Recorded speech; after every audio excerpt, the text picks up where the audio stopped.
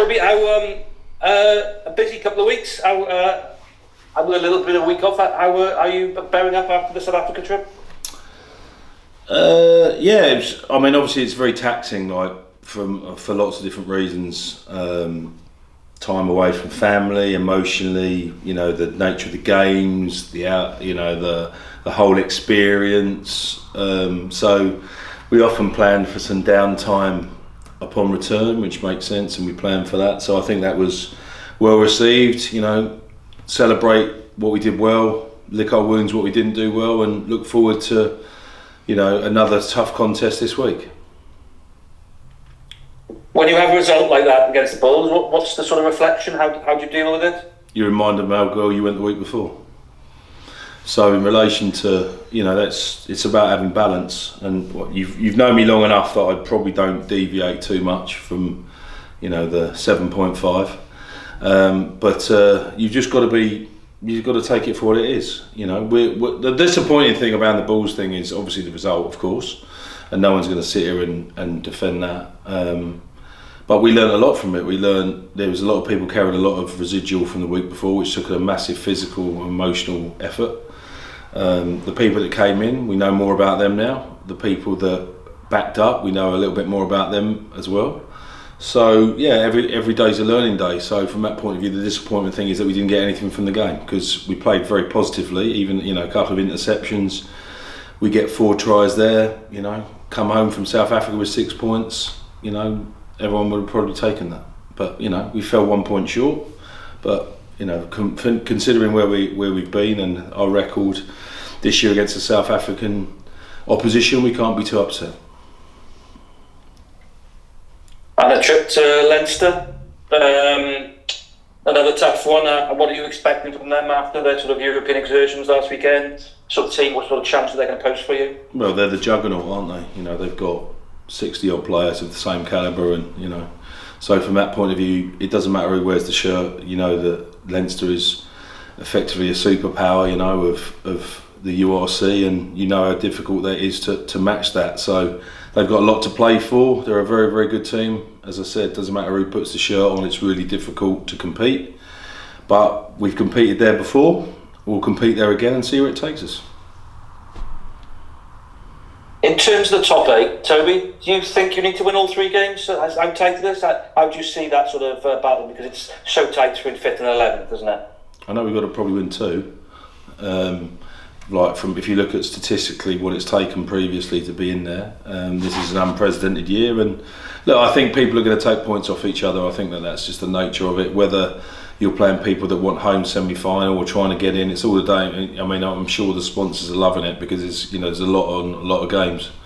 So all we can do is focus on what we want to do and keep us at the centre of that. And if it ends up being enough, great. If it doesn't, then there's a learning curve. Probably not in the last 3 weeks, but what we've done elsewhere, and that's always the challenge.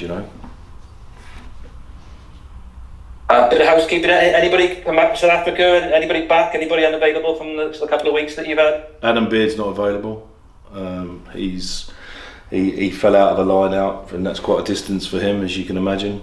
So he's hurt his ankle. So he won't be around. Jack Morgan's back in this week. I think everyone else is, as you already know. So Jack Morgan available for selection this week? Yeah. What a boost for you, and also the player himself. Oh yeah, no, absolutely. Long-term injuries are really difficult to deal with emotionally, and we seem to have no injuries or long-term injuries. There doesn't seem to be any short-term ones. So that's the nature of the beast. But having Jack back is great. There's been a different energy out the session that we've just done because of the calibre of the whole group. Not just the starting team, but the people that are running the opposition side or the non-23 side. So I think that there's no substitute for strength in depth and competition for places, because it keeps the energy, motivation, and the standards high. So yeah, we're pleased about that. And you say you've had no injuries or long-term injuries. How would you describe Adam? How was he? Is it a long-term or is it a short-term, hoping to get him back before the end of the season? I've just answered that question. We don't have short-term.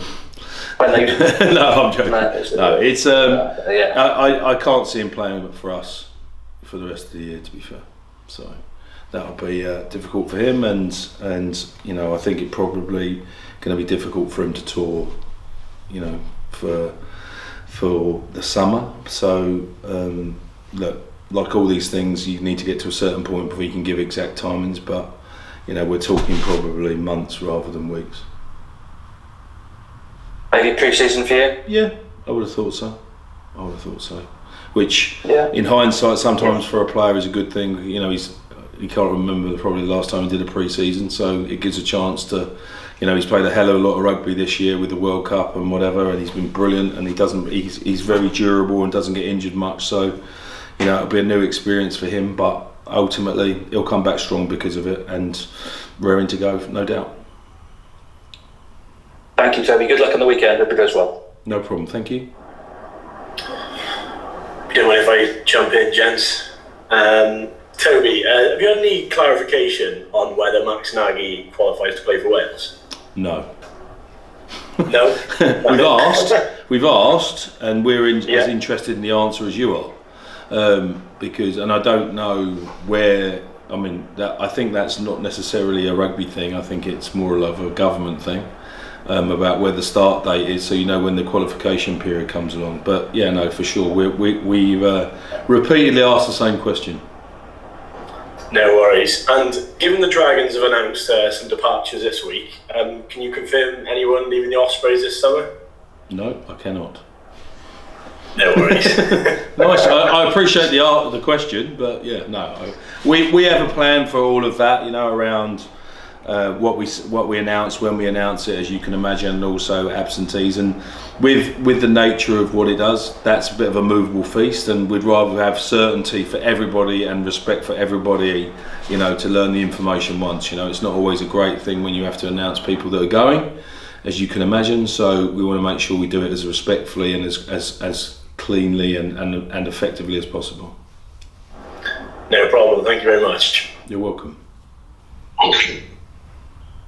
So I'll be Simon, yeah, how are you, mate? Good, mate, how are you? Yeah, good. Just a bit more on Leinster. I like the phrase, you know, juggernaut, that sums them up very well. But do you sense that they've almost had a different kind of challenge this year, more so than ever? Because obviously they did the thing of taking essentially a second side down to Leinster, down to South Africa, and didn't come away with everything. Do you think generally it's getting harder to compete on both league and European front now with the nature of the URC? Good question. I think the first part of that is they did the same last year in Leinster. They did you know, it's obviously a policy thing for them, you know, and their coaches go home early as well. And I think Leo's, as far as I'm aware, I don't know if that's true, but you know, they've got the luxury of making those choices where others don't necessarily because of the squad size. So by that nature alone, it's harder because you have to put the same load through the same people.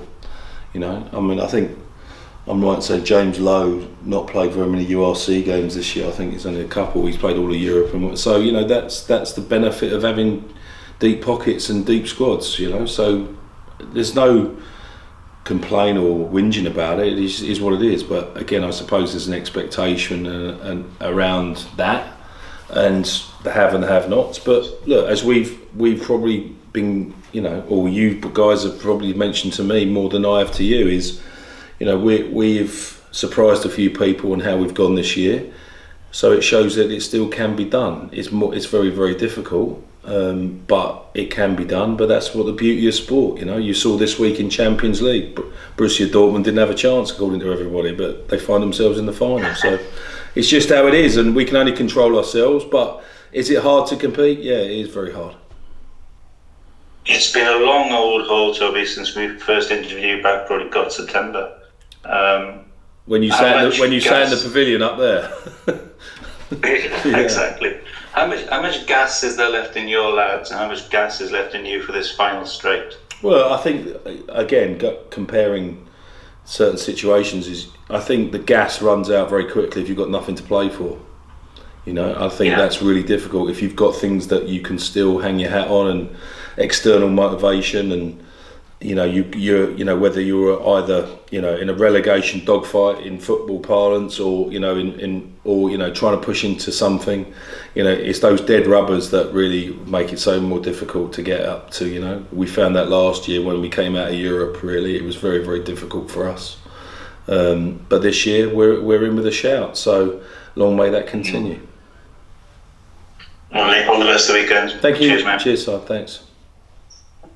Hi, Toby. A little bit from me.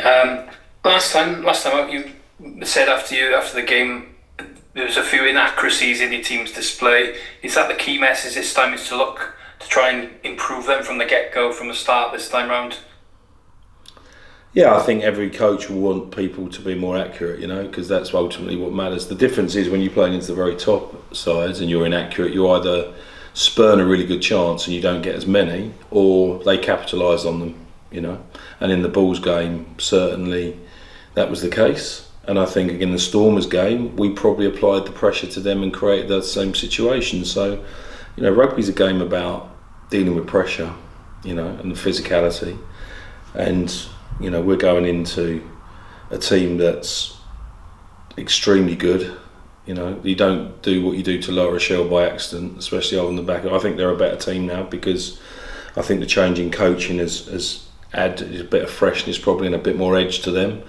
And obviously they're extremely physically fit because of coming off a World Cup campaign where Ireland are a very formidable team, and you look at Leinster and there's a lot of Irish internationals in that makeup. So I think if you put all those things into a an ingredients list, as it were, you've got a very formidable side, and we need to make sure that we're trying to control our own environment the best we can, and that starts with turning up with the right mindset. Secondly, the right work ethic and the effort, and thirdly, then we need to make sure that we are accurate. In parts of the game that we need to be accurate in, because you won't get as many chances, or you won't be able to apply pressure to them. When you speak about pressure, that was my next question really. Would you say that level of pressure has been lifted a little bit now, with maybe expectation a little bit lower coming into this game? And would you give your players a little bit more freedom to really play the game they want to play? You've heard me say before, pressure's for tyres. So I'll stay with the same message. We have to, pressure is a privilege.